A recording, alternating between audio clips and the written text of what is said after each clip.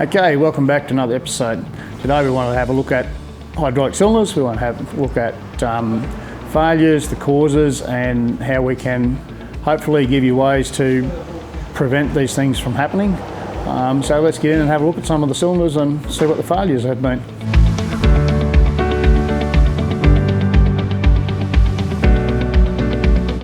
Okay, just we're taking some time here to have a look at some cylinders and different things that do happen to cylinders. If you have a look at this particular cylinder, what happens when the shaft is exposed to the elements. This sort of thing can happen to most cylinders when they are left out for long periods of time between uses. So we get this effect happening to the chrome. But more importantly, I want to illustrate here is the wear that's in this clevis.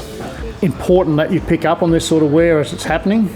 It can be wearing on the clevis. Also remember to be looking at the lug that this goes on as well, because if you get excessive wear happening on either of these two faces or all together, even the pin itself can flog out. What can happen is that as the cylinder is going in and out, at a particular point in that stroke, it'll bind and it will catch up on that pin. And as a result of that happening, you'll finish up with something that looks like this, or even worse, as a result of it grabbing on one end. And that's a very good illustration as to why you can bend a shaft. So it's very important to look at these things and the way that they are mounted on both top and bottom.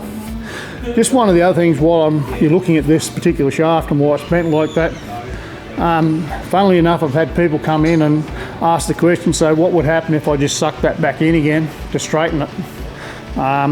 The answer to that is that you do an enormous amount of damage to